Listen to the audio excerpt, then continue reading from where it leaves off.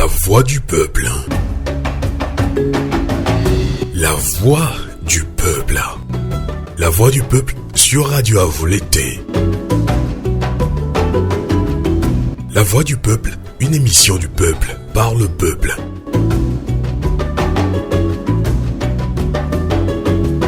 Le peuple s'exprime à travers des interviews, analyses et débats sur l'actualité politique et le développement du Togo. La Voix du Peuple, une émission réalisée et présentée par Sylvain Amos et ses collaborateurs dans la diaspora et dans plusieurs villes du Togo. La Voix du Peuple.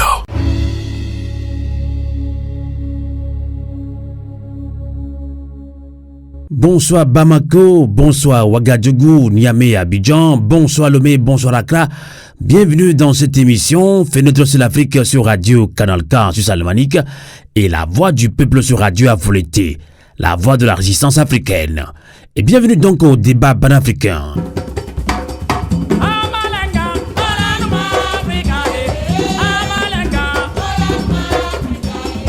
Le Mali, le Burkina Faso, le Niger quittent la CEDEAO, Communauté économique des États de l'Afrique de l'Ouest.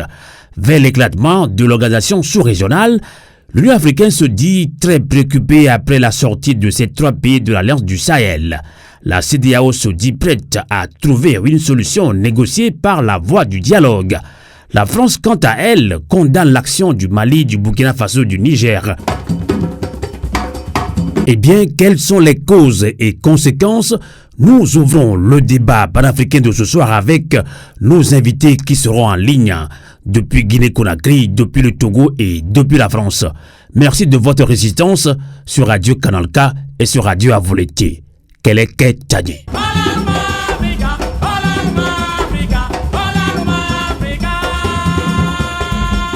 Amis panafricains de Radio Canal K de Radio Avou l'été, bien avant le débat panafricain proprement dit, nous vous proposons notre éditorial. Radio Avou l'été, l'esprit patriotique. Sortie des pays de l'Alliance des États du Sahel, Mali, Burkina Faso, Niger de la CEDEAO, Communauté économique des États de l'Afrique de l'Ouest, fin de la CEDEAO qualifiée de syndicat des chefs d'État de la sous-région ouest-africaine par bon nombre de leur population. Le 28 janvier dernier, comme un coup de tonnerre, la décision conjointe du Mali, du Burkina Faso, du Niger de claquer la porte définitivement et immédiatement à la CEDEAO a ébranlé toute la sous-région ouest-africaine. Cette décision était-elle prévisible? Les gouvernants de ces trois pays sont-ils habilités ou légitimes pour poser un tel acte au nord de leur population? S'agit-il d'un coup de semonce ou d'une décision mûrement et profondément réfléchie? Serait-elle téléguidée par des puissances étrangères, notamment la Russie? Amis panafricains de Radio Canal K de Radio Avou l'été, ce qui est certain, c'est que la CEDEAO s'est tiré une belle balle dans les pieds, pour citer François Soudan de Jeune Afrique. Eh bien, pour poser ce acte historique était lourde de conséquences, les raisons sont ainsi exposées. Je cite, « Après 49 ans d'existence, les vaillants peuples du Burkina Faso, du Mali et du Niger constatent avec beaucoup de regrets, d'amertume et une grande déception que leur organisation s'est éloignée des idéaux de ses pères fondateurs et du panafricanisme. L'organisation est sous influence des puissances étrangères et représente ainsi une menace pour ses États membres et ses populations dont elle est censée assurer leur bonheur. En effet, l'organisation n'a pas porté assistance à nos États dans le cadre de notre lutte existentielle contre le terrorisme et l'insécurité. Puis, lorsque nos États ont décidé de prendre leur destin en main, elle a adopté une posture irrationnelle et inacceptable en imposant des sanctions illégales, illégitimes, inhumaines et irresponsables en violation de ses propres textes. Toutes choses qui ont davantage fragilisé les populations déjà meurtries par des années de violence imposées par des hordes terroristes instrumentalisées et téléguidées. En conséquence, les trois États ont décidé de prendre leur destin en main. Fin de citation. Eh bien, justement, et devant cette situation, point n'est plus besoin d'épiloguer sur cet événement qui, pour tout observateur avisé de la politique sous-régionale, n'est qu'une conséquence logique des orientations décriées de l'organisation sous-régionale.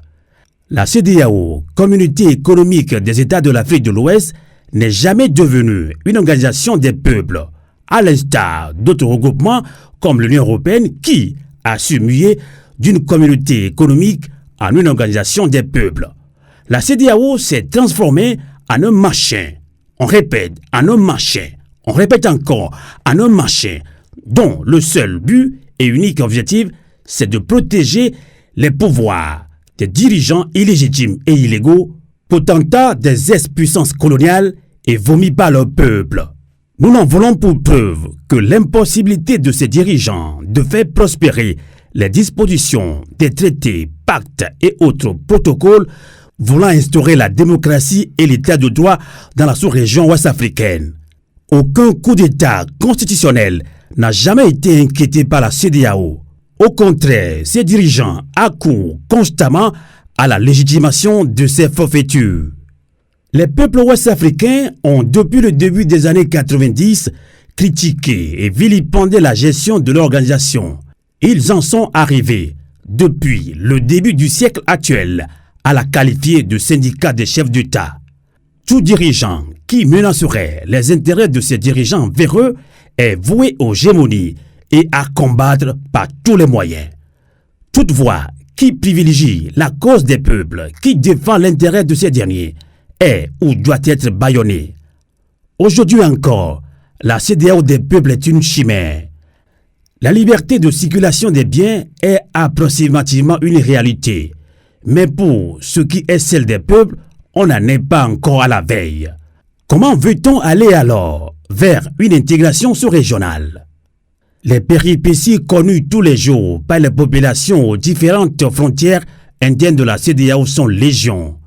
Lors de la crise Covid-19, nous avons tous été témoins des incongruités pratiquées aux frontières des États membres. Aujourd'hui, que les 3 États du Sahel ont décidé de quitter l'organisation après avoir été traités comme de moins que rien, menacés de déguerpissement par la force, la même CEDEAO veut user de tous les moyens diplomatiques pour les convaincre de revenir à de meilleurs sentiments. Les dirigeants de ces pays ne sont plus des machins négligeables, ils n'ont plus pris leur peuple en otage. Eh bien, ce acte posé par les dirigeants de ces 3 pays, notamment le Burkina Faso, le Mali, le Niger, va-t-il faire exploser l'organisation sous-régionale pour qu'elle renaisse sur de meilleures bases? Ou est-il l'ultime mise en garde à l'endroit de ces dirigeants pour faire une mue profonde de l'organisation pour répondre aux aspirations légitimes et profondes de ces peuples?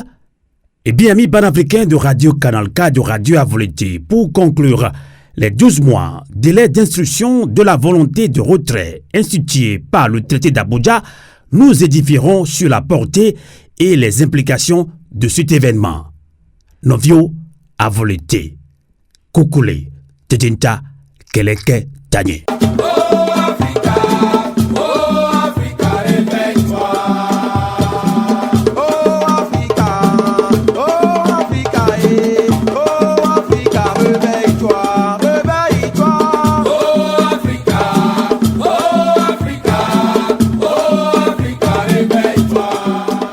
Radio Avolete.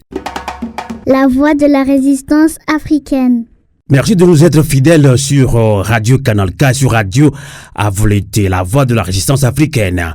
Le Mali, le Burkina Faso, le Niger quittent la CEDEAO, Communauté économique des États de l'Afrique de l'Ouest. Vers l'éclatement de l'organisation sous-régionale, l'Union africaine se dit très préoccupée après la sortie de ces 3 pays de l'Alliance du Sahel.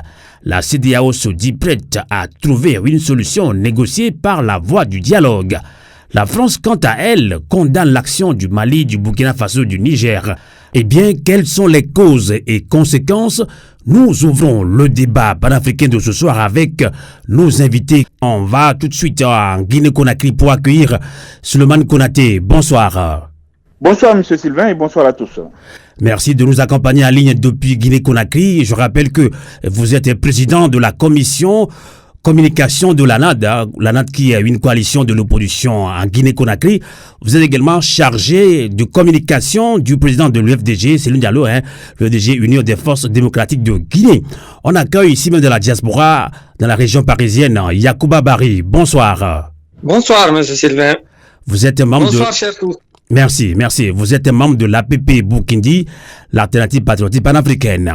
On accueille à Lomé au Togo, professeur David Ekwedossé. Bonsoir. Bonsoir Sylvain, bonsoir aux invités et bonsoir à tous ceux qui nous suivent. Merci beaucoup.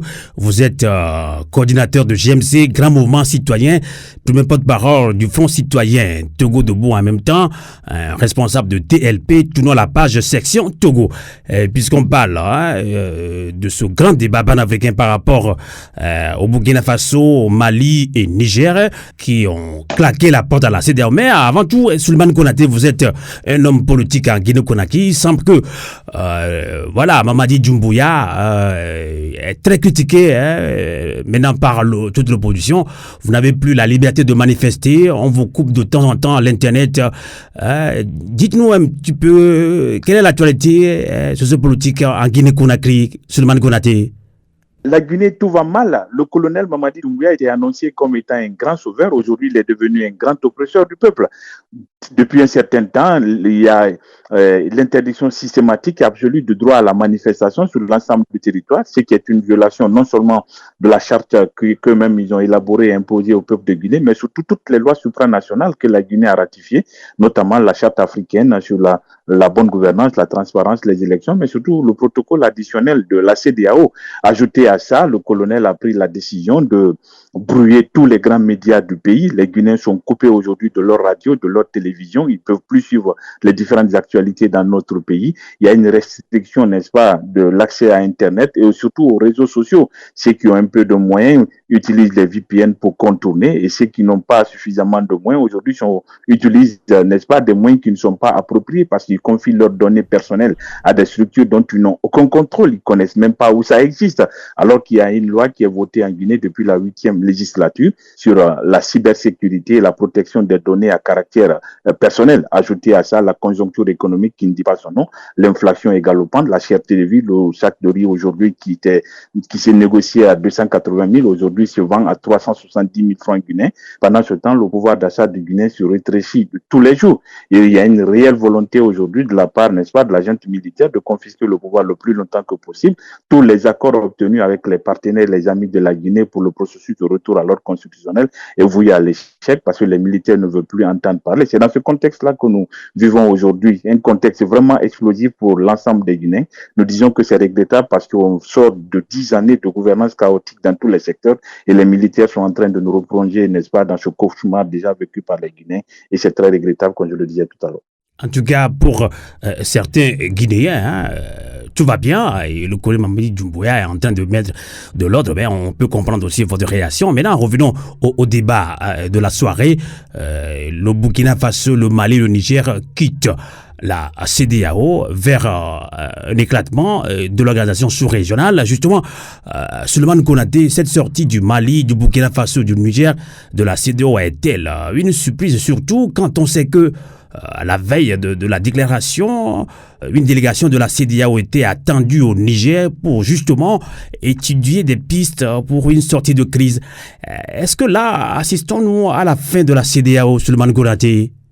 Permettez-moi juste 45 secondes de préciser des choses. Quand on dit que tout va bien en Guinée, je ne sais pas il s'agit de quel Guinée, peut-être ceux qui sont aux affaires. Aujourd'hui, la corruption est devenue une légion sur nous. Le détournement des deniers publics, le dernier scandale en actualité chez nous, c'est l'achat par un petit directeur ici d'une grande villa aux États-Unis de plus de $1,600,000. Pendant ce temps, comme je le rappelais tout à l'heure, le peuple est en train de couper sous le poids de la pauvreté et de la misère. Maintenant, pour revenir à la question, ça a été une grande surprise en tout cas pour les Guinéens, parce que les pays importants de la CEDEAO, comme le Mali, le Burkina et comment on appelle ça, le Niger, prennent une décision comme ça de sortir de la CEDEAO. Quoi qu'on dise, ça va impacter l'institution sous-régionale. Mais ce qui est déplorable pour nous en tant qu'acteurs politiques, en tout cas ceux qui se battent depuis un certain temps pour qu'on arrive à la CEDEAO des peuples, nous disons que nous analysons cela sur deux volets. Premièrement, nous disons qu'il est vrai que notre CEDEAO aujourd'hui, tel que c'est, ça ne rassure personne. Je vais prendre l'exemple sur mon pays parce que je maîtrise un peu la situation. Quand on a commencé le combat avec le troisième mandat ici, on a appelé plusieurs fois la CEDEAO de faire respecter ses propres textes. Le protocole additionnel dont je faisais tout à l'heure allusion. Plusieurs fois, on a reçu des missions des chefs d'État qui sont venus nous rencontrer, mais les lignes n'ont pas bougé parce qu'eux-mêmes, ils ne voulaient pas. Comment voulez-vous qu'on puisse appliquer les lois quand ceux-là qui viennent parler de démocratie sont en train de modifier les différentes constitutions dans leur pays, sont en train de violenter, sont en train de tout faire pour conserver le pouvoir. Ils ne parleront pas de démocratie à ceux-là qui veulent l'emboîter. Le même pas. Je disais à un moment que Alassane Ouattara n'était pas une belle illustration pour nous, n'est-ce pas, dans le cadre de cette médiation. Il est arrivé un moment où les acteurs de la CEDEAO sont venus nous dire, notamment le président en exercice de la commission, M. Kassibrou, nous dire que bon, la politique c'est le rapport de force. Aujourd'hui, ce rapport est en faveur de M. Alpha Condé, donc il fallait tourner cette page de lutte pour le troisième mandat. Aujourd'hui, la CEDEAO ne rassure pratiquement personne. Et ce qui est difficile à comprendre aussi, c'est que l'institution sous-régionale, la plupart du budget est mobilisé par les partenaires étrangers, notamment la France. Et comment voulez-vous qu'une institution soit respectée si elle est incapable de mobiliser les fonds pour son fonctionnement, si elle est incapable d'appliquer ses propres textes? Vous prenez juste le cas de ces coups d'État-là. Aujourd'hui, quand on vous parle du Tchad, on dit non, tout va bien. Parce que tout simplement, la France est derrière. Quand on vous parle aujourd'hui de la Guinée-Conakry, on dit non, tout va bien. Nous, avec tout ce qu'on est en train de subir, aujourd'hui, l'ambassadeur de France à Conakry est un soutien fort, n'est-ce pas, du colonel Mamadi Doumbouya. Et tout ça contre la démocratie qu'ils veulent, n'est-ce pas, promouvoir, dit-on, en Afrique. Donc, nous disons que cette politique de 2 poids 2 mesures et l'incapacité, l'inertie de la CEDEAO de pouvoir fonctionner correctement a amené à cette prise de décision et cela est regrettable. Nous avons dénoncé à plusieurs reprises, mais vraiment, rien n'a pu changer jusque-là. Maintenant, deuxième analyse, n'est-ce pas, par rapport à cette situation, nous regrettons quand même que ce soit des militaires qui puissent le faire parce qu'ils n'ont ni mandat ni légitimité nécessaire pour pouvoir agir au nom du peuple de cette façon et sans même leur concerter. Parce que l'institution sous-régionale, sur le plan politique, c'est vrai que ça ne fonctionne pas. Parce que la plupart des chefs d'État aujourd'hui en activité, soit les gens sont à leur 3e ou 4e mandat, ou ils ont des velléités de modification constitutionnelle. Du coup, ça ne peut pas être des interlocuteurs crédibles, fiables auprès des juntes militaires, n'est-ce pas, qui veulent eux aussi s'arc-bouter au pouvoir le plus longtemps que possible. Deuxièmement, nous disons que malgré que l'institution ne fonctionne pas, mais aujourd'hui, quand vous prenez par exemple la libre circulation des personnes et des biens, vous prenez par exemple le flux commercial, n'est-ce pas, dans cette région-là, nous disons que c'est important.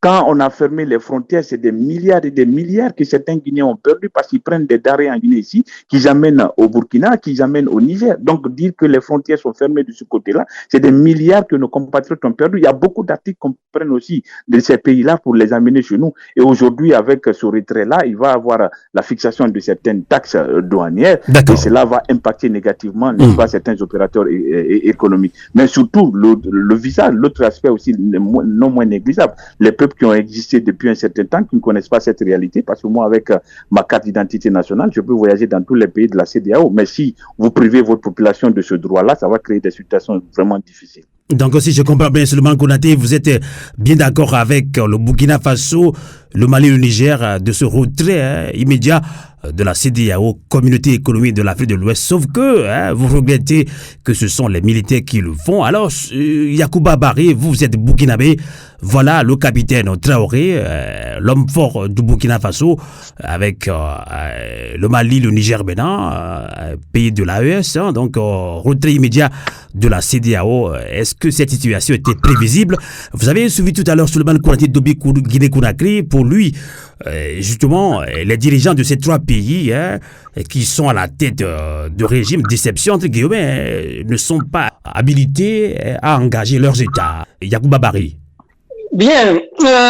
Alors, donc, je suis très embarrassé parce que je vais devoir écorner un mythe. Le mythe de l'idéal, de ce qui est proclamé, et puis la réalité concrète de terrain. J'ai bien peur de devoir dépeindre du Burkina Faso actuel à peu près le même tableau que M. Konaté vient de dépeindre pour ce qui est de la Guinée. Effectivement, des capitaines chatoyants sont arrivés au pouvoir qui, effectivement, ont embouché le corps du sankarisme pour, évidemment, jouer, comment dirons-nous, l'ère du panafricanisme. Maintenant, ce panafricanisme-là, à l'aune de la réalité concrète, interroge et interpelle.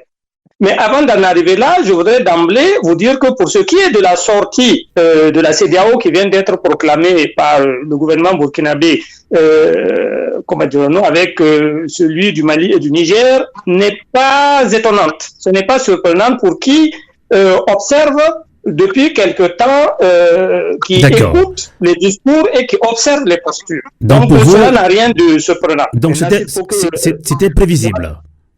C'était absolument prévisible, tout à fait.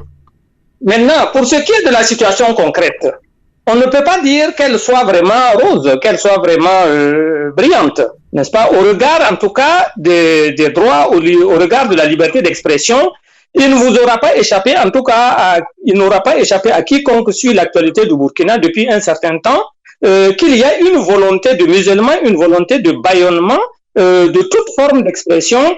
Il y a des enlèvements récurrents, il y a un bâillonnement de la presse, il y a des journaux qui sont régulièrement interdits de parution ou d'antenne.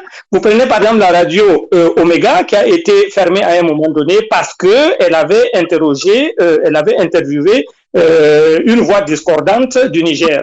Vous avez également en tout cas, le journal L'événement. On peut vous comprendre, Yacouba Barry, mais à un moment donné, il faut quand même mettre de l'ordre, il faut quand même un petit peu radical pour avancer. Absolument. Oui, mais qu'appelle-t-on ordre? Est-ce que si l'ordre consiste à bâillonner toute voix discordante, peut-on appeler ça de l'ordre? Est-ce qu'on ne peut pas parler aussi de volonté de caporalisation? Est-ce que vous êtes d'accord quand même qu'on dit souvent que vous savez que le limite de l'Afrique, c'est l'Africain lui-même? On ne sait jamais. Le capitaine Traoré veut être quand même un petit peu... voilà, il est méfiant. Précisément, l'ennemi de l'Afrique, c'est l'Africain lui-même, tout comme dans tous les autres pays d'ailleurs. Maintenant, il s'agit de camper justement la figure de l'ennemi. Est-ce qu'une voix discordante doit être considérée comme un ennemi? Est-ce que la liberté d'expression permet justement une critique, lorsque cette critique-là est constructive, est-ce que cela ne participe pas justement du renforcement de l'autorité de l'État? Ce sont des questions qui méritent d'être posées aussi. Donc, Yacouba Baye, revenons au débat. Quelle est votre réaction sur ce retrait, ce débat, voilà, ce retrait, oui, de ces trois pays de la CEDEAO? Est-ce que l'ATS a voulu? Oui, alors, précisément, par rapport à cela, vous me permettrez un préalable. Toute définition, disons, toute discussion bien conduite procède d'une définition exacte, a dit le philosophe. Et par rapport à cela, il faudrait peut-être tordre le cou à un mythe qui a servi de fondement un peu du discours de retrait. Il est cité par exemple un certain nombre de chefs d'État, notamment le général Sangoulé Lamizana, le général Sénou Kountié, comme les fondateurs, comme les initiatives de la CEDEAO. Je pense, et ça, comment dirons-nous, le frère qui est au Togo, qui a une longue expérience au niveau de la CEDEAO, ne me démentira pas. En tout cas, je parle sous son contrôle. Mais il faut peut-être situer les choses et rendre à César ce qui est à César, avant d'en venir justement, comment dire-nous, à une opinion sur ce retrait-là. D'abord, l'idée de création de la CEDEAO remonte à 1964. Elle n'a pas été portée par le président malien et le président burkinabé, et de Voltaïque à l'époque. C'est d'abord une idée qui a été lancée par le président du Libéria de l'époque, William Tubman, qui a abouti à la signature d'un premier accord entre la Côte d'Ivoire, la Guinée, le Libéria et la Sierra Leone en février 1965. Sauf que cette expérience-là n'a pas prospéré et en avril 1972, le général Yacoub Gowon, qui était le président du Nigeria de l'époque, c'est lui donc qui a, de concert avec le général Eyadema, qui ont relancé ce projet-là, qui ont préparé des propositions, qui ont contacté 12 pays en son temps, qui ont pris leur bâton de pèlerin pour faire justement une proposition de traité. Et donc les uns et les autres, les 12 pays ont apporté leur contribution et cette démarche-là a eu lieu de juillet à août 1973. Une réunion a été organisée à Lomé et avec une réunion d'experts, de juristes, etc., qui s'est réunie par la suite à Accra en janvier 1974, suivie d'une réunion de ministres à Monrovia en 1975, en janvier 1975. Et le 28 mai 1975, 15 pays ont signé ces accords-là pour porter sur les fonds baptismaux la CEDEAO, rejoint en 1976 par le Cap-Vert, bien sûr. Bien, donc il faut restituer les choses parce que l'histoire a ses règles, l'histoire est quelque part le juge de paix. Donc aujourd'hui, vous avez, ceux qui ont cette volonté de quitter la CEDEAO se sont arrogés donc la paternité de la création de la CEDEAO. Commençons déjà par rétablir les faits à ce niveau-là. Maintenant, pour ce qui est de la sortie, bien évidemment, j'abonde dans le sens de M. Konaté pour dire que la CEDEAO, évidemment, a été son propre fossoyeur.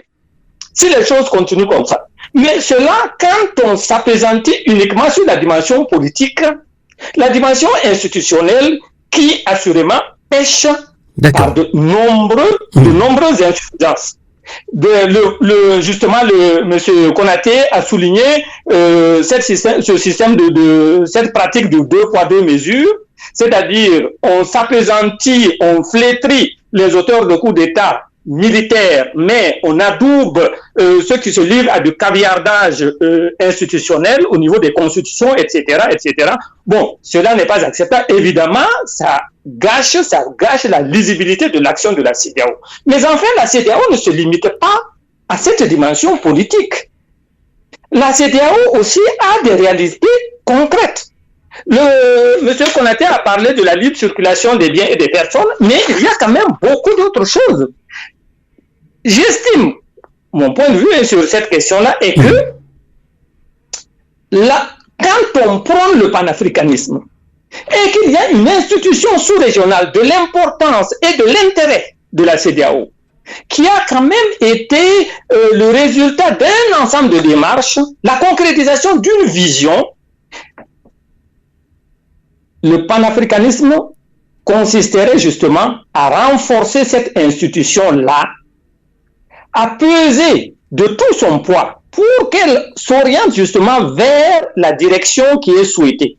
En tout cas, c'est ce que veulent instaurer maintenant. C'est ce que veulent instaurer maintenant ces militaires qui ont pris le pouvoir. Qu'est-ce que vous leur reprochez alors, Yacouba Bari? Le panafricanisme des pères fondateurs consistait justement à aller vers une intégration des divers États, vers l'avènement d'une fédération des États de l'Afrique. La CEDEAO est un embryon, tout comme les autres ensembles sous-régionaux. Quitter cet ensemble sous-régional qu'est la CEDEAO, c'est affaiblir, c'est justement porter un coup à cette idée de fédération. Donc, si je comprends bien, vous n'êtes pas totalement d'accord pour le retrait du Burkina Faso, du Mali et du Niger de la CEDEAO. Pour vous, ils sont vite allés en besogne. Non, la question en fait n'est pas que je sois d'accord ou pas. La question est-ce que ce retrait-là participe justement de la constitution, du renforcement, du cheminement vers cette fédération des États d'Afrique? On va revenir. Ne crois pas. D'accord, nous allons relancer maintenant depuis Lomé au Togo. Professeur David Kwetosé, je le disais tantôt, il est maintenant le coordinateur de GMC, Grand Mouvement Citoyen. Il est aussi premier porte-parole du Front Citoyen Togo Debout. En même temps, un des responsables de TLP, tournant la page section Togo. Alors, professeur David Kwetosé, justement, il y a environ 2 ans, tournant la page avait initié une campagne de sensibilisation à l'endroit des dirigeants de la CEDEAO sur la limitation du nombre de mandats présidentiels à 2. Alors, un projet qui a été soutenu par les chefs d'État béninois et botswanais. Là, le Mali, le Burkina Faso, le Niger quittent la CEDEAO, un acte qui est d'ailleurs salué par bon nombre d'Africains. Alors, vous, en tant que société civile, quelle lecture faites-vous de la situation? Oui, je crois que comme beaucoup d'observateurs de la vie politique ouest-africaine, et comme déjà mes prédécesseurs sur ce plateau, nous sommes également conscients du fait que, pour reprendre les propos de M. Bari, c'est la CEDEAO elle-même qui a été son propre fossoyeur. Vous l'avez rappelé, Sylvain, nous n'avons pas manqué depuis quelques années de demander à la CEDEAO, ne serait-ce que au moins d'avoir le respect de ses propres règles. Je veux parler du cadre normatif qui a été mis en place par la CEDEAO, notamment le protocole additionnel de la CEDEAO, qui est très clair quand on le lit, mais dont l'applicabilité pose problème. Tous ces États dans lesquels les chefs d'État tripatouillent la Constitution, les chefs d'État changent la Constitution pour remettre à zéro le compteur, pour se maintenir au pouvoir, pour confisquer le pouvoir. Et tous ces stratagèmes passent comme une lettre à la poste au niveau de la CEDEAO. La CEDEAO n'a jamais été en mesure d'apporter une réponse adéquate à ce qui s'est passé au Togo, à ce qui s'est passé en Guinée d'Alpha Condé, à ce qui s'est passé en Côte d'Ivoire.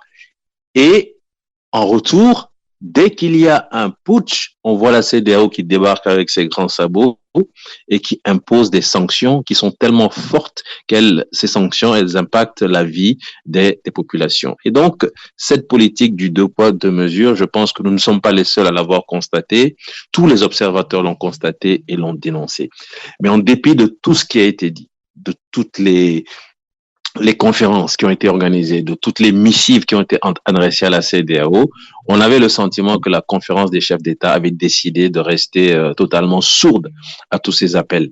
La conférence des chefs d'État, ce sont ces mêmes chefs d'État qui, pour la plupart, ont perdu toute leur légitimité, mais qui gèrent cette institution comme, pour reprendre les propos des uns, comme un syndicat des chefs d'État, alors que tout le monde espérait que la CEDEAO des peuples puisse vraiment apparaître plutôt que d'être un simple slogan.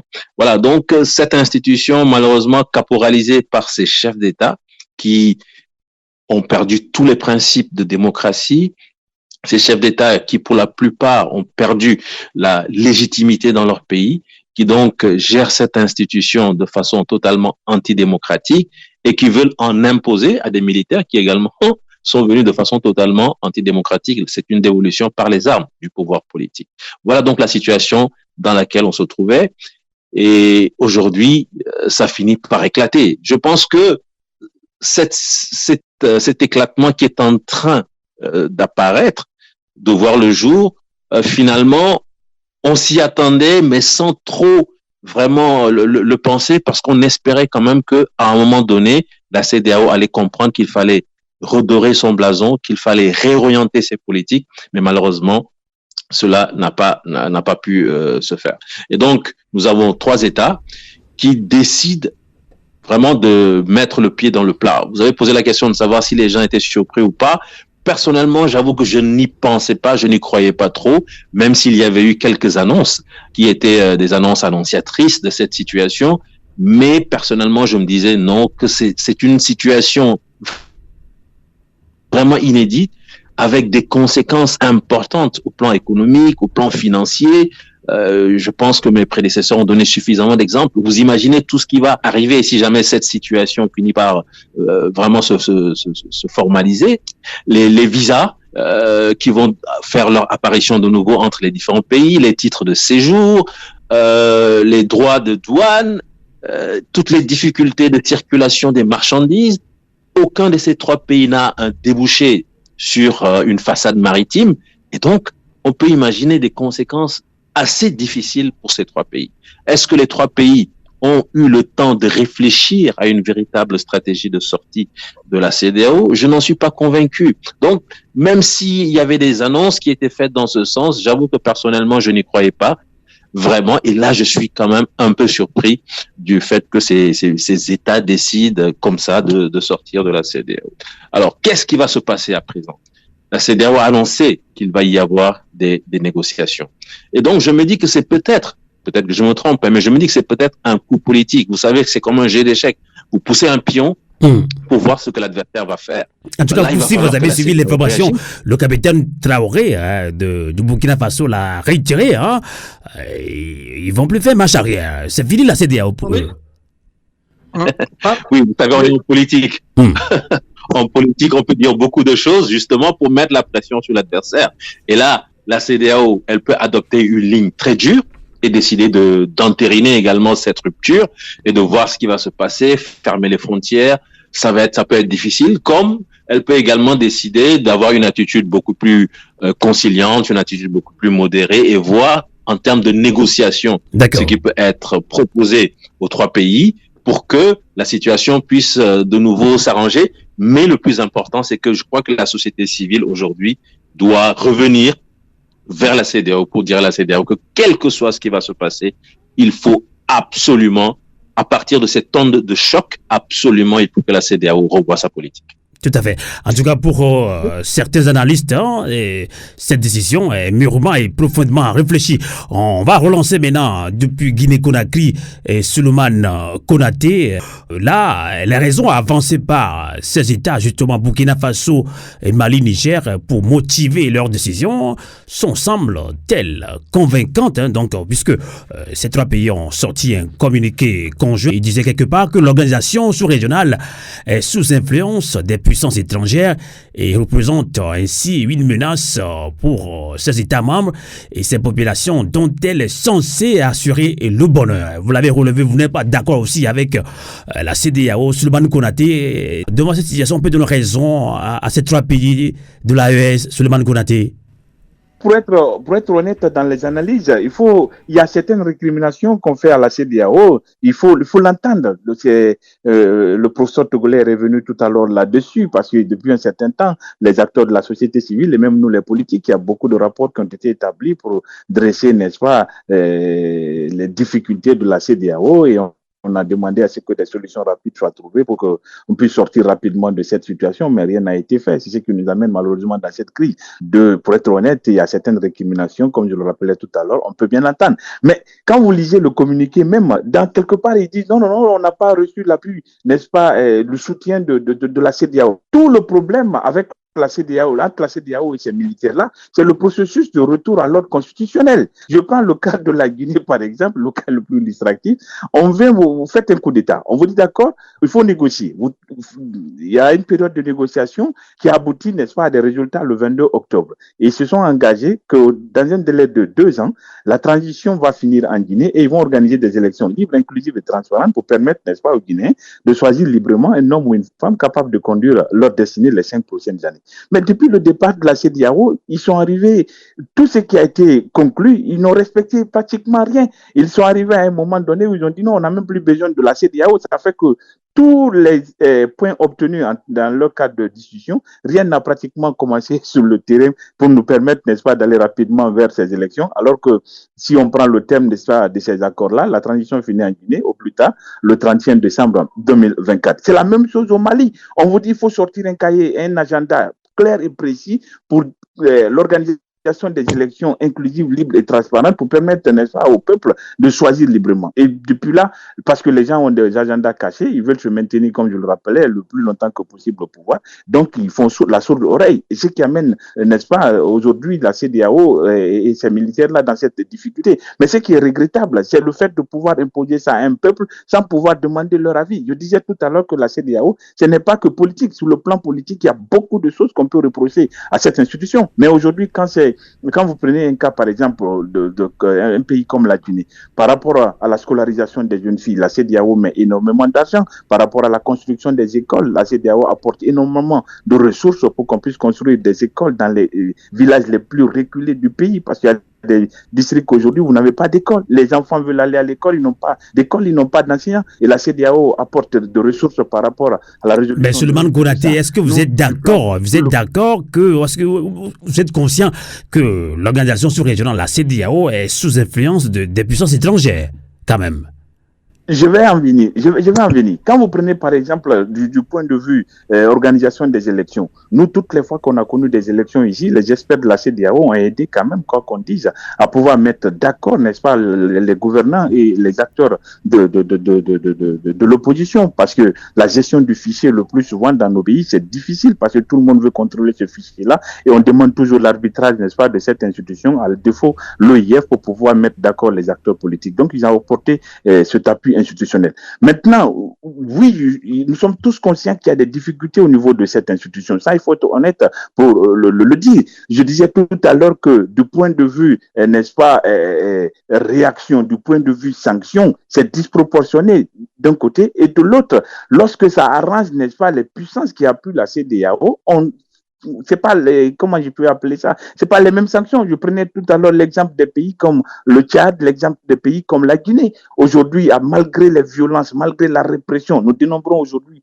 depuis que le colonel devenu général maintenant, est arrivé au pouvoir, plus de 62 Guinéens qui ont été lâchement et froidement assassinés. Les manifestations sont interdites, les radios ne peuvent plus émettre, les télévisions ne peuvent plus regarder, il y a une réelle restriction de l'accès à Internet, aux réseaux sociaux. La France, elle ne dit absolument rien et du coup, la CEDEAO ne fait absolument rien. Mais quand il s'agit des pays comme le Mali, comme le Burkina, on pense que c'est des mauvais élèves, n'est-ce pas, de la Cour, donc il faut les sanctionner. Cette politique aussi ne marche pas et ça fait révolter parfois les populations. C'est pourquoi quand vous arrivez à Bamako, vous écoutez certains compatriotes, ils sont conscients de la difficulté, ils sont conscients que les militaires ne peuvent pas régler tous les problèmes de leur pays, ils sont conscients de la précarité économique et sociale que traverse leur pays, mais ils sont dans une situation extrêmement difficile. Est-ce qu'il faut laisser leur pays dans les mains d'une institution qui travaille avec ceux-là dont ils ne veulent plus sentir en Afrique? Cela aussi est une équation à régler. De l'autre côté aussi, pour terminer, lorsqu'on rejette la France, il y a de très bonnes raisons.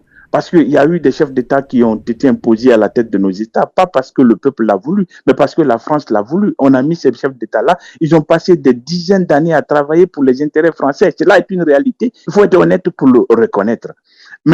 Maintenant, aujourd'hui, si vous décidez de rompre la collaboration avec ce pays-là pour des choses qu'on peut entendre, vous accrochez à un pays comme la Russie, par exemple, qui a le Wagner. Wagner, ce n'est pas de gaieté de cœur. Si la Russie intervient en Afrique, ce n'est pas un bon samaritain. C'est parce qu'il y a des intérêts colossaux en Afrique. Les Maliens vous diront combien de mannes financières. Ah là là, je pense qu'on a perdu Souleymane Konaté depuis Guinée-Conakry, la connexion flotte un petit peu. Je relance maintenant Yacouba Barry, membre de l'APP Burkindi, l'alternative patriotique panafricaine. Vous avez suivi Souleymane Konaté qui n'est pas tellement rassuré du retrait du Burkina Faso, du Mali et du Niger de la CEDEAO. En même temps, il reconnaît que l'organisation sous-régionale est sous influence de puissances étrangères. Et là, on revient un petit peu sur la raison à avancer par ces États et ces trois pays qui ont quitté la CEDEAO, ces raisons qui les ont motivés à quitter définitivement la CEDEAO. Ils l'ont bien dit qu'en effet, l'organisation n'a pas porté assistance à nos États. Ça, c'est dans leur communiqué. Ils disent que l'organisation n'a pas porté assistance à nos États dans le cadre de notre lutte existentielle contre le terrorisme et l'insécurité. Pire, ils ont dit, lorsque nos États ont décidé de prendre leur destin en main, elle a adopté une posture irrationnelle et inacceptable en imposant des sanctions illégales, illégitimes et inhumaines, etc. Là, cette information, on l'a reçue. Vous, en tant que panafricain, vous n'êtes pas totalement d'accord avec ces sanctions infligées entre-temps au Niger, au Mali, etc. Vous dites que, oui, ces chefs d'État, maintenant, ne sont pas habilités à engager leurs États. Yacouba Barry. Bien. Les insuffisances à déplorer dans le fonctionnement de la CEDEAO ont été soulignées à satiété par mon prédécesseur, M. Konaté, n'est-ce pas?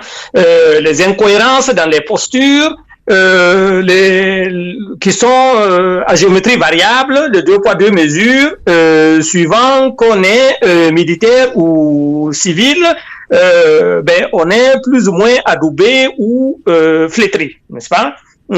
Quand on tripatouille la Constitution pour se maintenir, on trouve des arguties pour entériner cela. Et lorsque on porte le treillis et qu'on vient bousculer ceux qui sont en place, qui d'ailleurs étaient, comme par hasard, membres justement de ce groupe-là, de ce syndicat, pour reprendre l'expression de certains, on vous tombe dessus. Cela a été souligné. Mais tout de même, les militaires qui arrivent aussi, est-ce qu'ils respectent leur arrivée, respectent la constitution de leur pays, laquelle constitution ne dépend pas de la CEDEAO, n'est-ce pas? Et est-ce qu'ils la respectent? Eux-mêmes, ils violent déjà cette constitution-là. Puisque, je prends le cas du Burkina, par exemple, dont la constitution stipule clairement que les élections sont le seul mode de dévolution du pouvoir. Dès lors qu'il y a une rupture au niveau de cette constitution-là, on ne peut pas se prévaloir d'une légitimité constitutionnelle. Donc, ça pose un problème d'emblée. Maintenant, quand on fait un coup d'État, on arrive et qu'on revendique, comment dirons-nous, l'onction populaire. Ça aussi, ça pose question. On sait très bien que tous ces coups d'État, évidemment, pour ce qui est du cas du Burkina, dont je peux le mieux parler, il y avait un mécontentement généralisé sous M. Roch, par exemple, Roch Christian Kaboré. Donc, le premier coup d'État, celui du MPSR-1, a été salué par beaucoup. A contrario, après l'insurrection de 2014, lorsque le général Diendéré avait fait un coup d'État, toute la population s'était dressée pour barrer la route. Mais lorsque M. Damiba, le lieutenant-colonel Damiba a fait son coup d'État, ben, ça a été un soulagement général. En revanche, le dernier coup d'État, celui du MPSR-2, ben, ça quand même, ça n'a pas été accueilli de façon unanime comme le précédent. Ça pose un problème. Mais pour revenir justement à la CEDEAO et puis aux critiques qui sont portées et à la légitimité ou non du départ de ces trois États-là. J'ai bien dit, M. Konaté a souligné à satiété toutes les insuffisances, tous les reproches qu'on peut faire à la CEDEAO. Mais en fait, soyons factuels, posons-nous la question de la place de l'intérêt des populations dans cette décision-là. Finalement, c'est ce qui est le juge de paix. Alors, si on est factuel, la CEDEAO, comme je le disais tantôt, n'a pas que des travers. Il y a aussi des acquis. Et parmi ces acquis-là, il est important de souligner la possibilité, justement, la libre circulation et d'établissement des personnes et des biens. Mais il n'y a pas que cela. Il y a, par exemple, l'interconnexion électrique et l'interconnexion routière. Ça, ce sont des projets et programmes. En tout cas, Yacouba Bari, je ne vous coupe pas. Hein, tous les actes que pose la CEDEAO n'inspirent pas confiance que la CEDEAO veut revoir sa copie quand même. Soyons quand même clairs. Oui, bien sûr. Mais évidemment, la CEDEAO doit revoir sa copie. Mais je pense aussi que la CEDEAO pêche aussi au niveau de la communication. On ne peut pas s'appuyer seulement. Bon, nous sommes des intellectuels, je veux dire. Et les politiques aussi sont censés quand même éclairer les populations. Si on passe par pertes et profits, ou bien si on passe sous silence les acquis de la CEDEAO, et on s'appuie uniquement sur les travers qui sont réels au niveau du fonctionnement, ce n'est pas honnête non plus, et on mène les populations dans l'impasse. Et moi, j'ai bien peur que le départ de ces trois pays de la CEDEAO ait des conséquences dommageables pour les populations. Voilà pourquoi j'étais justement en train d'énumérer les acquis quand même de la CEDEAO, qui ne sont pas politiques certes, mais qui, eux, bénéficient concrètement aux populations, parce que finalement, ce sont eux. Ce sont elles, les populations, ce sont elles qui sont en jeu. C'est leur devenir qui est en jeu. Supposons un seul instant que tous les États tirent conséquence de ce départ de ces trois pays-là, n'est-ce pas? Et appliquent tous les effets de ce départ-là. Je prends uniquement le cas de la Côte d'Ivoire, qui héberge quand même une forte communauté burkinabé. Admettons 6 millions de personnes. Il suffirait par exemple que la Côte d'Ivoire impose des frais de titre de séjour qui sont de 300 000 francs CFA pour les non-ressortissants de la CEDEAO, mais la Côte d'Ivoire se fait un pactole tout de suite. A contrario, ces populations-là, quel serait leur devenir? Si par exemple la Côte d'Ivoire aujourd'hui décidait de renvoyer au Burkina toutes les personnes qui seraient en situation irrégulière, c'est-à-dire celles qui ne seraient pas en mesure de s'acquitter des 300 000 francs CFA de frais de titre de séjour, qu'est-ce que ça donnerait? Supposons que 500 000 Burkinabés soient renvoyés au Burkina. Est-ce que le Burkina, dans sa situation actuelle, pourrait absorber cela? Ça, c'est simplement, évidemment, sur les conséquences politiques. Voilà pourquoi je m'interroge sur la profondeur d'analyse qui a présidé à cette décision-là. Évidemment, il y a l'idéal, mais il y a aussi les faits. L'AES, l'existence de l'AES ne s'oppose pas au maintien, la création de l'AES ne s'oppose pas au maintien de ces États-là au sein de la CEDEAO. Yacouba Baré, nous avons beaucoup d'informations aussi. Hein. Voilà, peut-être le Mali, par exemple, pourrait quitter depuis la CEDEAO, mais ils ne l'ont pas fait. Donc, s'ils ont pris la décision, maintenant, c'est que c'est mûrement réfléchi et profondément réfléchi. Puisque je pense qu'ils ont tout fait, pour convaincre les dirigeants de la CEDEAO, mais je pense que ce sont les dirigeants de la CEDEAO qui ne veulent pas quand même revoir leur copie. Et dans ces conditions, quoi faire concrètement? La précipitation dans l'annonce est plutôt suspecte. Et surtout sa concomitance avec l'arrivée immédiate, imminente des échéances qui sont fixées pour la restitution du pouvoir aux civils, pour l'organisation d'élections.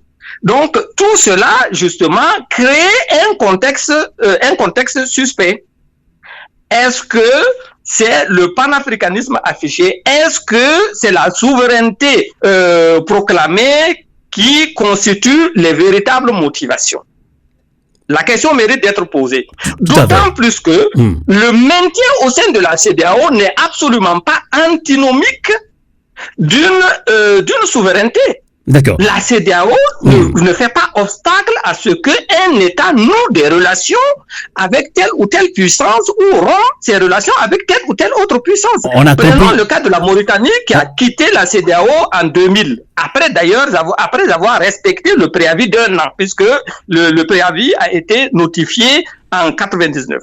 Mais la même Mauritanie, par exemple, a dès 2017 demandé sa réintégration au sein de la CEDEAO. Et d'ailleurs, il y a eu un accord, qui a été signé entre la Mauritanie et les 15 autres États. Donc, en un mot, le maintien de ces États au sein de la CEDEAO ne faisait nullement obstacle à une politique souveraine. D'accord, on a compris votre position. Maintenant, heureusement, Souleymane Konaté, depuis Conakry, nous a encore rejoint dans ce débat panafricain sur Radio Canal K et sur Radio Avouleté. On débat justement du Burkina Faso, du Mali, du Niger qui ont quitté la CEDEAO vers un éclatement de l'organisation sous-régionale. Alors, Souleymane Konaté, justement, vous êtes revenu, merci quand même. La CEDEAO n'est jamais devenue une organisation des peuples, à l'instar d'autres regroupements comme lui et l'Union européenne qui a assumé d'une communauté économique en une organisation des peuples. Alors la CEDEAO s'est transformée plutôt en un machin dont le seul et unique objectif c'est de protéger les pouvoirs de dirigeants illégitimes et illégaux, potentats des ex-puissances coloniales et vomis donc par le peuple. Alors dans cette condition, est-ce qu'on ne donne pas, on ne peut pas donner raison au Burkina Faso, au Niger et au Mali qui décide finalement, on a tout fait, mais voilà, on va quitter la CEDEAO. Souleymane Konaté. Bon, on va quitter la CEDEAO. Pour le moment, je ne dirais pas que c'est la solution qui va aider les différents pays à s'en sortir, parce que comme le disait tout à l'heure M. Yacouba, je ne crois pas que ça a été suffisamment mûri, sinon il y avait beaucoup d'autres alternatives. Il a pris tout à l'heure à juste titre l'exemple de la Mauritanie. Heureusement qu'on a encore une année, parce que quand vous notifiez votre retrait, n'est-ce pas, à la CEDEAO, vous avez une année pour revenir à la charge, sinon après les une année, ça rentre en vigueur. D'ici là, l'Union africaine a déjà dit qu'elle va s'engager, n'est-ce pas, pour trouver une solution fiable et permettre surtout à l'institution de ne pas prochainement être sujet, n'est-ce pas, d'ingérence externe. Maintenant, la CEDEAO aussi ne ferme pas la porte. Ça veut dire qu'il y a encore de l'espoir à ce que les partis se retrouvent pour discuter, pour trouver une solution fiable pour le bonheur, surtout des peuples ouest-africains. Maintenant, l'autre aspect qu'il ne faut pas perdre de vue, et M. Yacouba le rappelait aussi, c'est que tout le problème aussi avec la CEDEAO ces derniers temps, entre les juntes et la CEDEAO, c'est le calendrier de retour à l'ordre constitutionnel. Ils se sont engagés dans un agenda dynamique avec la CEDEAO pour le retour à l'ordre constitutionnel dans un délai de 24 mois. Et ça finit normalement le 31 décembre 2024. Donc aujourd'hui, ce délai est en train d'arriver à grands pas. Rien n'est fait pour que le processus, n'est-ce pas, puisse aller à terme, parce que il n'y a pas de constitution. En tout cas, pour le cas guinéen, le Mali sont arrivés à la constitution. Ils ont même mis dedans que le colonel Assimi Goïta pourrait se présenter sur le suet, n'est-ce pas, aux prochaines élections. Le Burkina, je n'ai crois pas qu'ils sont arrivés, n'est-ce pas, à sortir d'abord une constitution. La Guinée, on n'a pas pour le moment. Le fichier électoral n'est pas disponible. Donc voilà des éléments essentiels qui puissent permettre, n'est-ce pas, aux gens d'aller à une élection libre, crédible, inclusive, n'est-ce pas, et surtout transparente. Donc aujourd'hui, les militaires cherchent à tout mettre en œuvre pour rester le plus longtemps que possible au pouvoir. Et cela passe par le musulman. Quand vous prenez, par exemple, le cas guinéen que je maîtrise un peu. Parce que ces derniers temps, quand ils ont pris le pouvoir, il y a un discours mais fort du colonel Mamadi Doumbouya qui a rassuré presque tout le monde. Il dit non, je vais faire en sorte que la justice soit la boussole pour guider la conduite de la transition. Je vais faire en sorte que les partis politiques puissent travailler convenablement. Je vais faire en sorte que les libertés puissent, n'est-ce pas, être exercés correctement dans notre pays. C'est pourquoi dans leur article 8, même de leur charte, ils ont élaboré et imposé au peuple de Guinée, ils ont dit que rien, aucune contrainte ne peut justifier, n'est-ce pas, la restriction des libertés. Mais aujourd'hui, quand ils ont commencé avec la mauvaise gouvernance, le détournement des deniers publics, la presse a dénoncé régulièrement les différents scandales financiers, ça les amène du coup, n'est-ce pas, à fermer ces médias-là parce que tout simplement, ils ne veulent pas que ces différents cas de corruption, de détournement et de malversation puissent être compris par la population. C'est ce qui fait qu'aujourd'hui, se retrouve dans cette situation-là. Le peuple a largement compris et ce qui fait qu'aujourd'hui, il y a l'interdiction systématique également de manifestations sur l'espace public, sinon les Guinéens seraient déjà exprimés depuis un bon moment. Donc, nous disons que nous sommes dans une situation très difficile, mais surtout embarrassante pour les militaires parce qu'ils se sont positionnés comme étant des hommes vertueux, des hommes qui veulent régler tout ce qui n'a pas pu régler depuis un bon moment dans leur pays.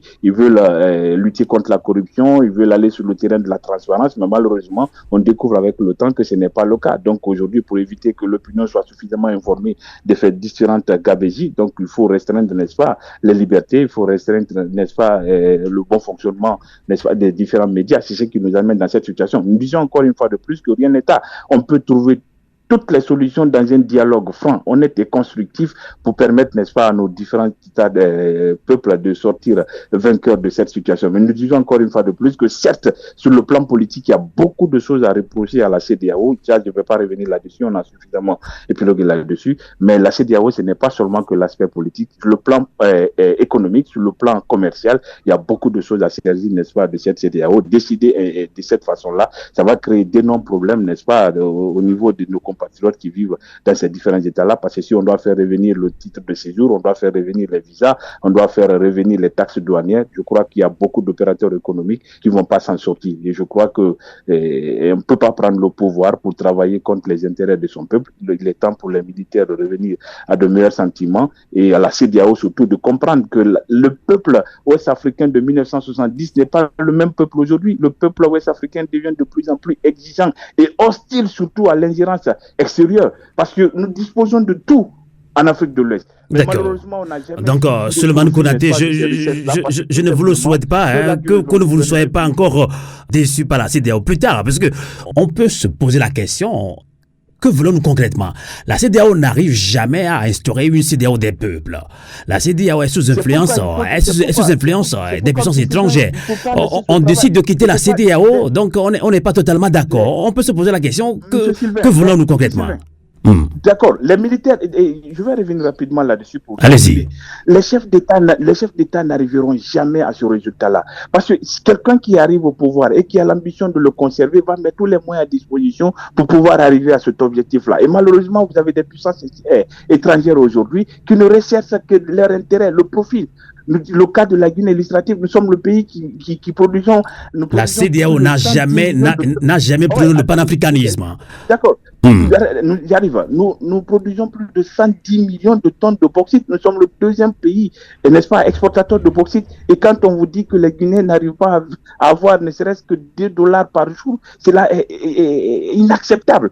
Nous disons encore une fois de plus qu'on ne peut pas laisser ce travail-là aux chefs d'État parce qu'ils n'arriveront jamais, parce que la plupart parmi eux veulent conserver le pouvoir et veulent satisfaire le colon qui leur donne des instructions. C'est pourquoi les intellectuels africains, les acteurs de la société civile, surtout, parce que même nous les politiques, on a des intérêts à des moments. Il faut privilégier ces intérêts-là pour atteindre des objectifs. Mais les intellectuels et les acteurs de la société civile doivent arriver à des productions, à des réflexions pour nous permettre d'arriver très rapidement à la CEDEAO des peuples, ce qui va permettre, n'est-ce pas, à nos différents pays de sortir rapidement de cette crise. Vous avez pris l'exemple à juste titre du cas de l'Union européenne. Aujourd'hui, l'intégration, c'est vrai que tout n'est pas rose, parce que je suivais tout à l'heure la grève des agriculteurs français qui ne sont pas d'accord par rapport à certains mécanismes de l'Union européenne. Une organisation, ce n'est jamais parfaite, mais on peut toujours partir d'un constat, toujours partir des échecs pour améliorer et atteindre les objectifs. C'est ce que nous souhaitons pour l'Afrique de l'Ouest. Sortir de cette façon-là n'arrangera pas les intérêts du peuple, et les pouvoirs travaillent normalement dans la satisfaction des intérêts des peuples. Et ça, il faut tenir compte. Tout à fait. Professeur David Dessay nous suit attentivement en ligne depuis Lomé. Je vais maintenant le relancer. Il faut quand même relever que, on peut vous comprendre, vous, hommes politiques, je l'ai dit tantôt, la CEDEAO n'est jamais devenue une organisation des peuples, à l'instar d'autres regroupements comme l'Union européenne, qui a su muer d'une communauté économique à une organisation des peuples. La CEDEAO n'a jamais posé des actes concrètes comme ça. Donc là, on parle sans langue de bois. C'est ça qui fuse les populations africaines. Alors, professeur David Ekwedose, vous avez suivi nos deux intervenants.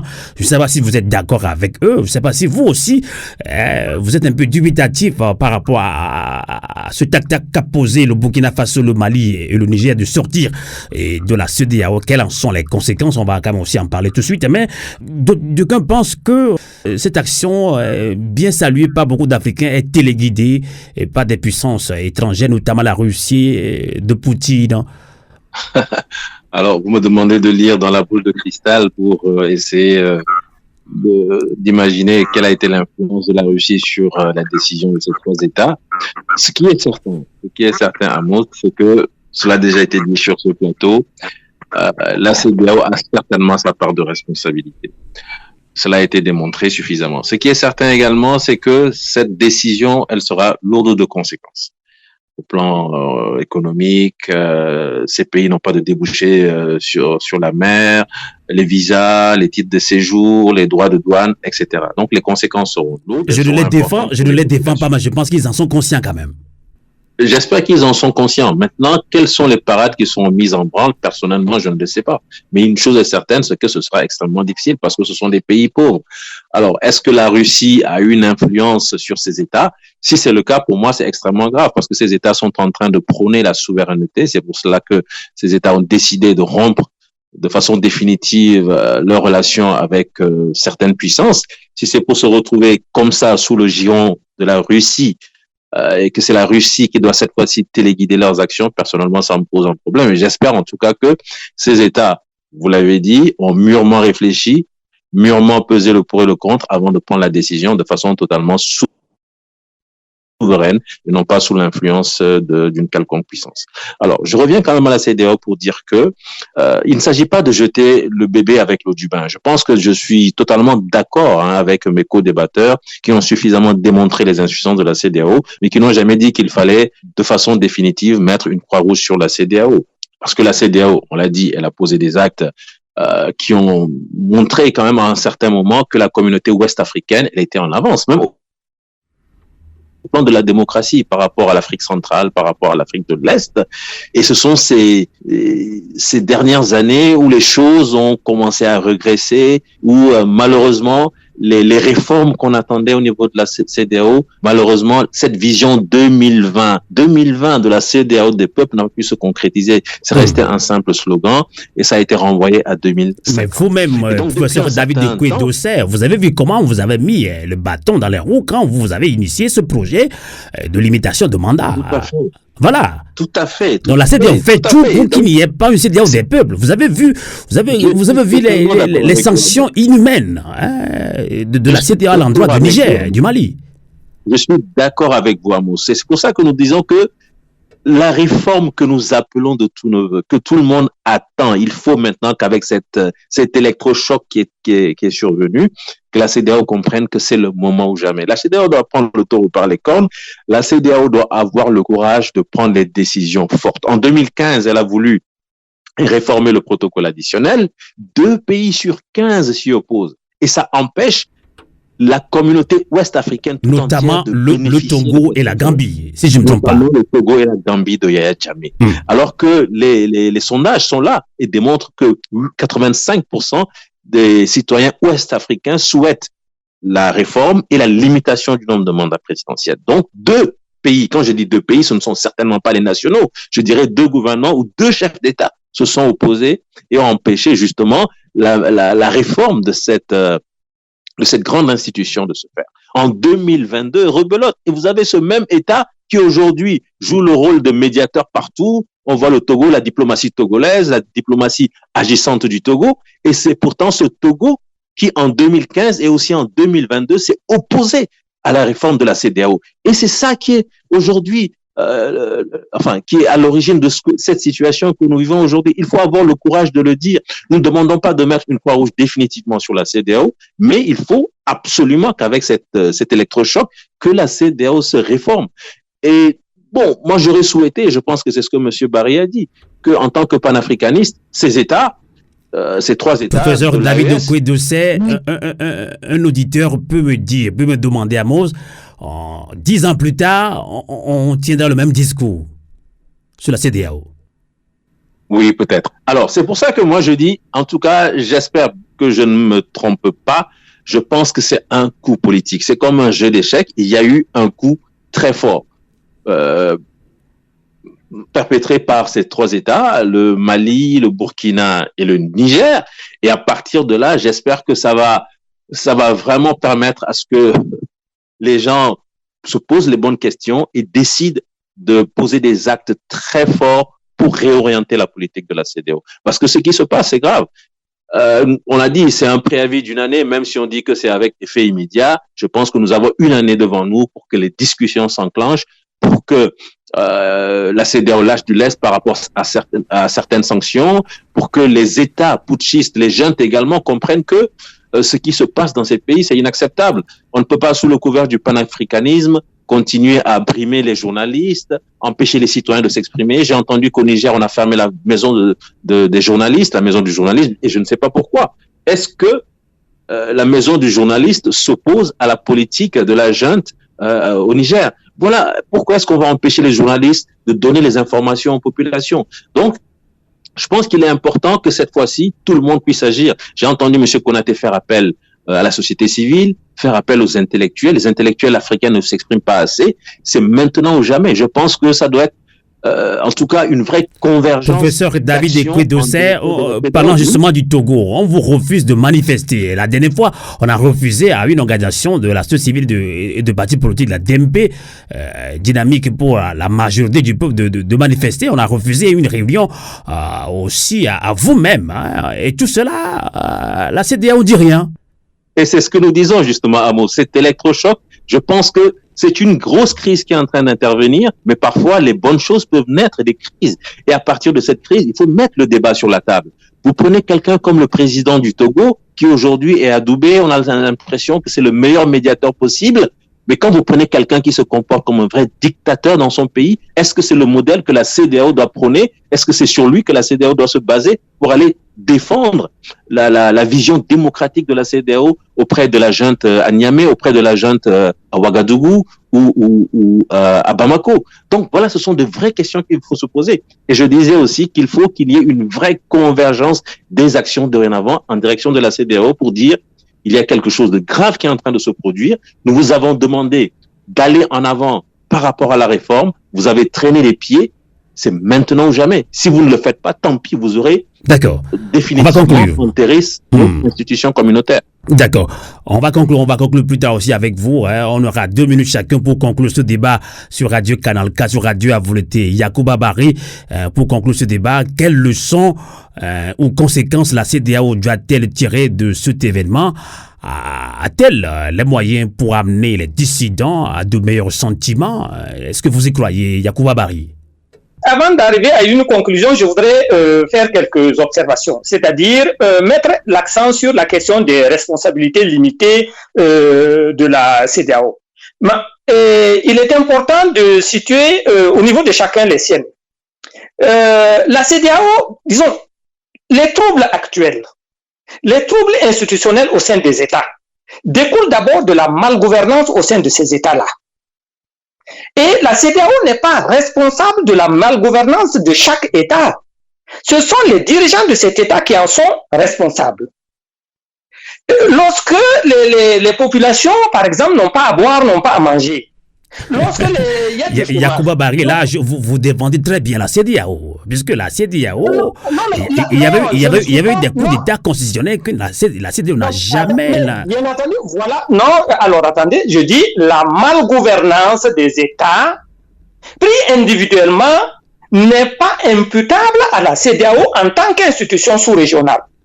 Et les troubles au sein des États découlent d'abord de cette malgouvernance-là, et non de l'action de la CEDEAO.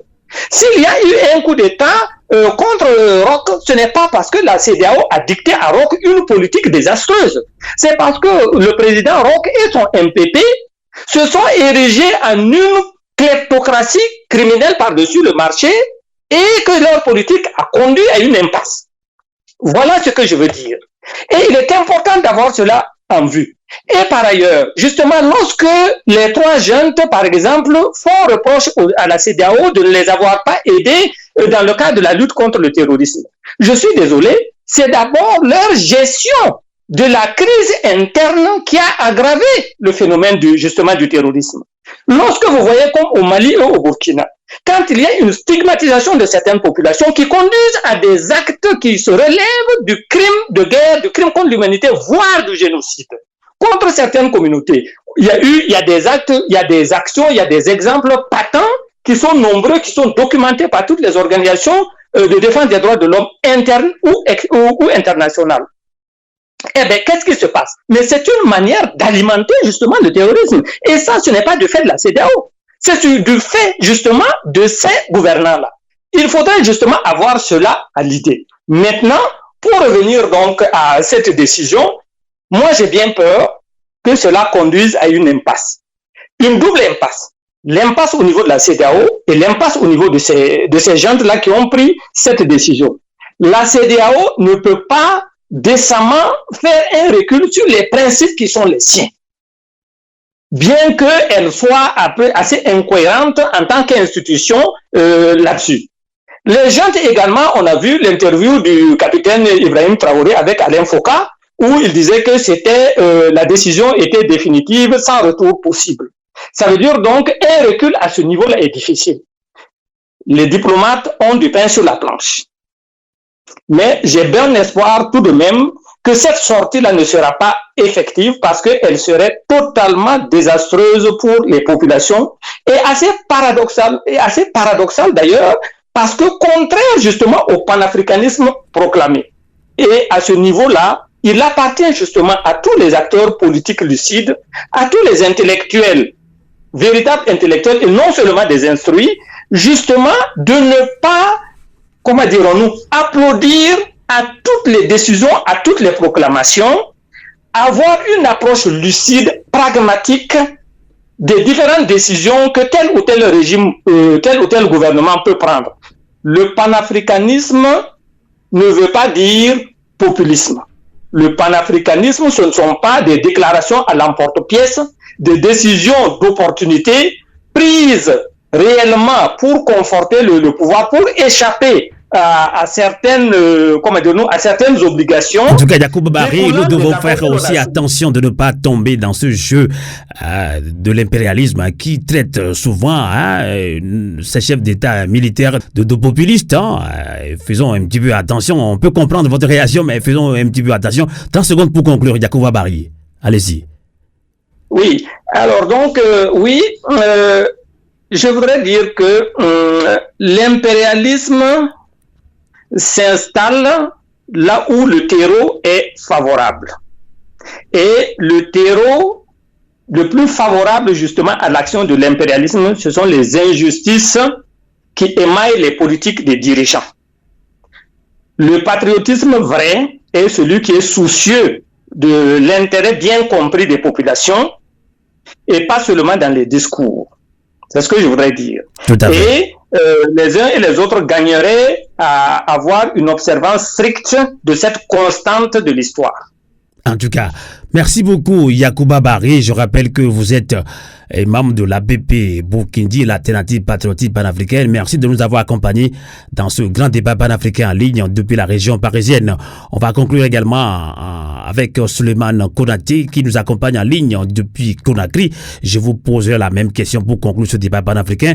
Alors, quelles leçons ou conséquences la CEDEAO doit-elle tirer de cet événement? Justement, on parle du retrait du Burkina Faso, du Mali, du Niger, de la CEDEAO. Est-ce que la CEDEAO a les moyens pour amener les dissidents à de meilleurs sentiments? Souleymane Konaté, pour conclure ce débat panafricain.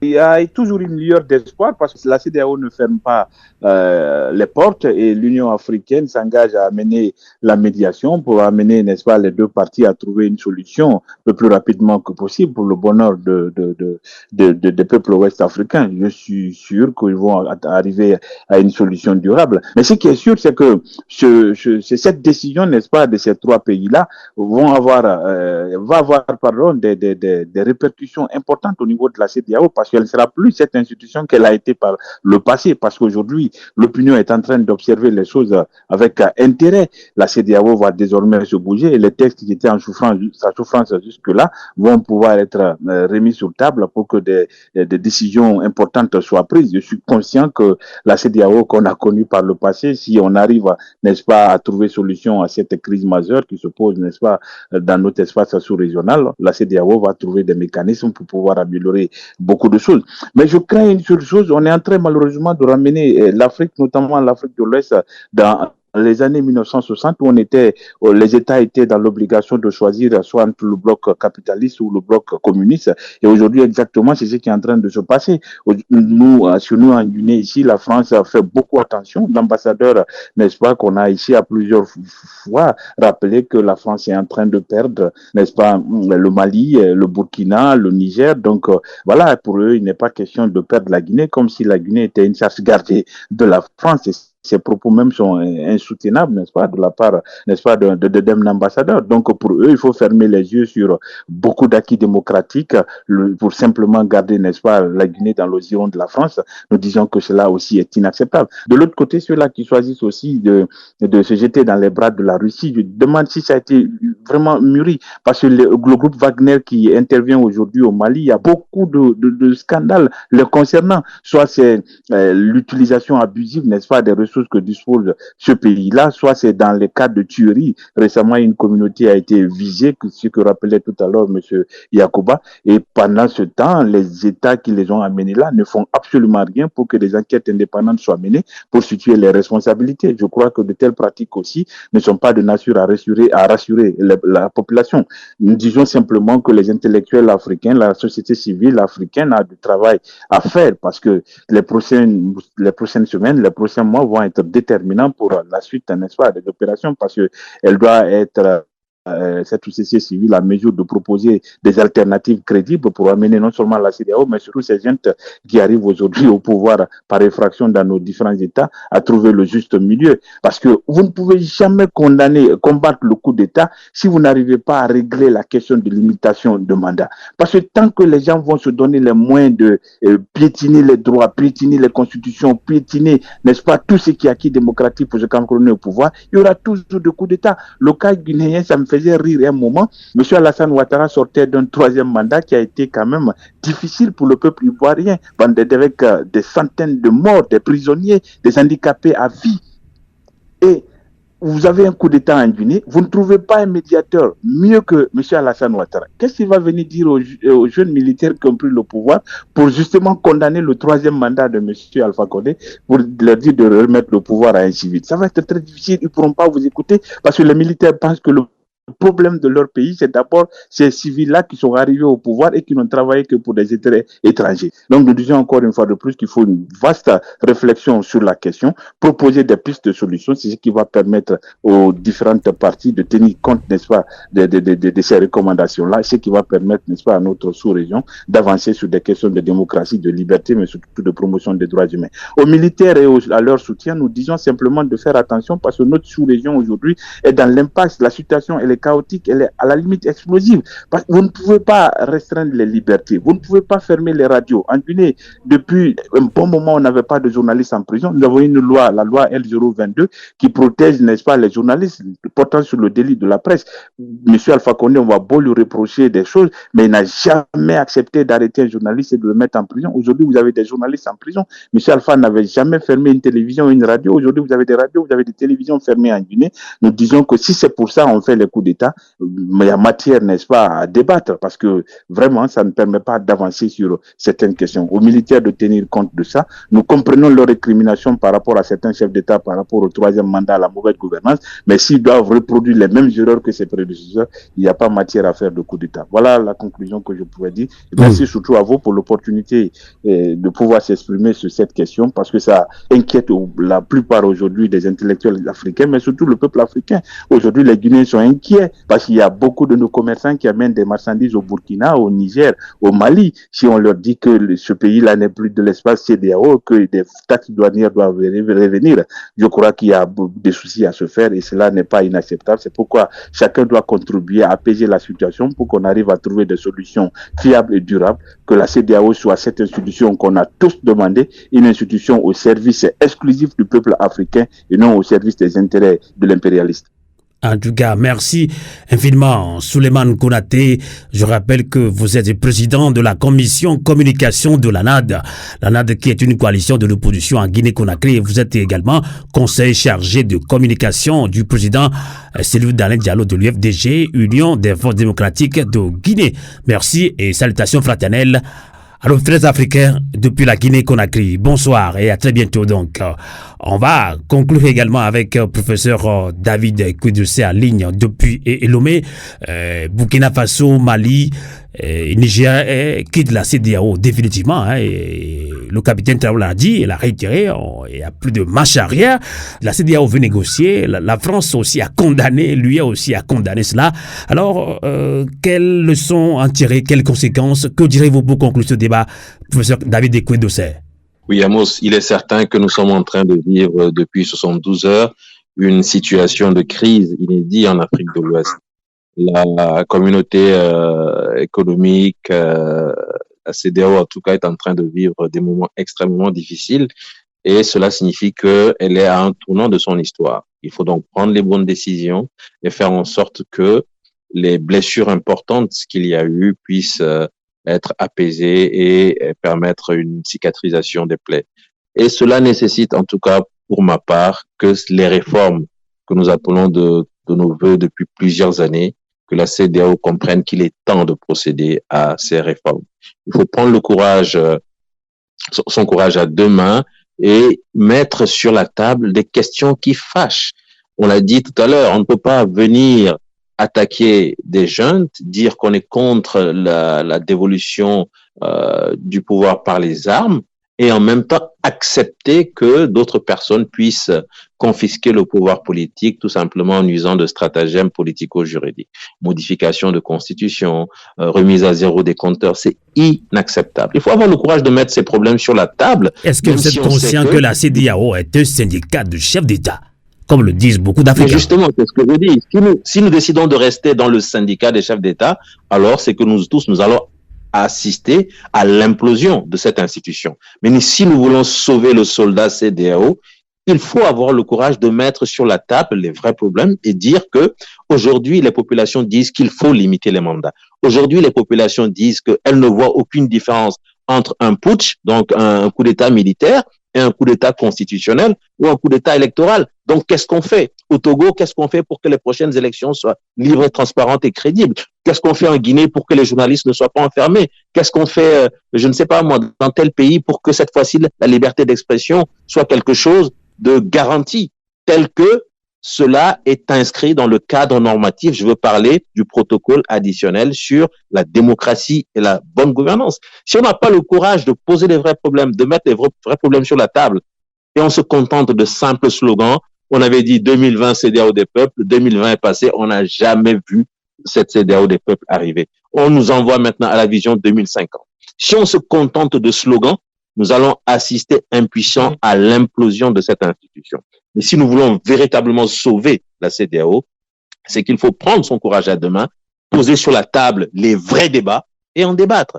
Au Togo, est-ce qu'en 2025, on va fermer les yeux sur le 5e mandat du président Faure Gnassingbé, même si aujourd'hui, il passe pour le meilleur médiateur au Niger, au Burkina et au Mali? Est-ce que cela suffit pour qu'on puisse continuer à accepter que les élections se passent de façon totalement inacceptable dans ces pays? Ce sont les vraies questions qu'il faut se poser. Sinon, sincèrement, nous allons continuer à papoter sans vraiment toucher du doigt le cœur du problème. Voilà donc ce que moi je dirais. Il est temps que les réformes se fassent. Il est temps que les intellectuels s'investissent. Il est temps que la société civile converge dans ses actions pour pouvoir impacter positivement la CEDEAO. Et une petite digression, nous avons beaucoup parlé de l'influence des puissances sur la CEDEAO. Mais nous l'avons dit, si la CEDEAO est incapable de mobiliser son budget, de mobiliser les ressources pour son budget et qu'elle doit tendre la main, je suis désolé. Si nous tendons la main vers l'Union européenne va nous donner de l'argent, mais va dire, écoutez, voilà ce que je vous propose, en sachant très bien que ce n'est pas une proposition, c'est une véritable imposition. Si nous tendons la main vers la France pour prendre de l'argent, la France va vous dire, mais écoutez, je vous donne de l'argent, mais en retour, voilà ce que vous allez faire contre tel pays ou tel pays. Et ça, c'est une réalité. Donc, nous poser la question de savoir si la CEDEAO est sous influence, mais elle sera sous influence parce qu'elle reçoit de l'argent et qu'elle est incapable de mobiliser son propre budget en sachant que pourtant nos pays sont extrêmement riches. Nous avons de l'or, nous avons du pétrole, nous avons de l'uranium. Donc, ça pose encore le problème de la gouvernance. Je pense que c'est M. Barry qui en a parlé. Le problème de la gouvernance dans nos pays. Tout est intriqué. C'est dommage. Je pense qu'il aurait fallu peut-être multiplier par 3 la durée de l'émission pour entrer dans tous ces problèmes que nous vivons dans nos pays. Mais ces problèmes sont innombrables. Prions nos chefs d'État pour qu'ils comprennent que il y a une vie après le pouvoir. Ils sont venus, ils ont fait leur temps, ils ont fait leurs efforts pour leur nation, qu'ils s'en aillent et qu'ils permettent à d'autres de façon démocratique d'arriver au pouvoir et de s'y essayer. Je vous assure que s'ils le font, s'ils le comprennent, ça va améliorer la gouvernance dans nos pays et ça va améliorer la gouvernance au niveau communautaire et tout le monde s'en sortira heureux. Moi, c'est mon souhait pour la CEDEAO, c'est mon souhait pour l'Afrique. Merci. Merci à vous également, vivement que les dirigeants de la CEDEAO vous écoutent. Merci infiniment, professeur David Ekwe-Dossé. Je rappelle que vous êtes coordinateur de JMC, qui est un nouveau mouvement au Togo, grand mouvement citoyen. Vous êtes également premier porte-parole du Front citoyen Togo Debout, également un des responsables de TLP, tournons la page session Togo. Merci beaucoup de nous avoir accompagnés dans ce grand débat en ligne depuis Lomé. Ainsi prend fin cette émission panafricaine sur Canal K, sur Radio Avouleté. La voix de la résistance africaine.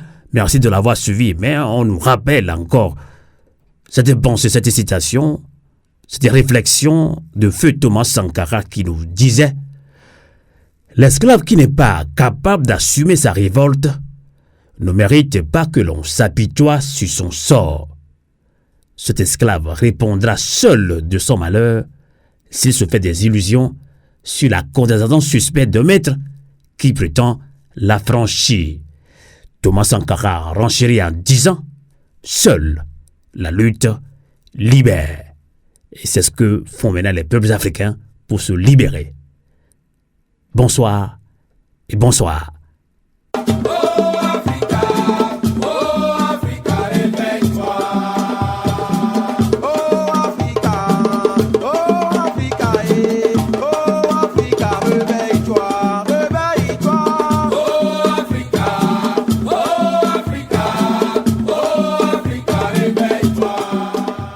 Radio Avouleté. La voix de la résistance africaine.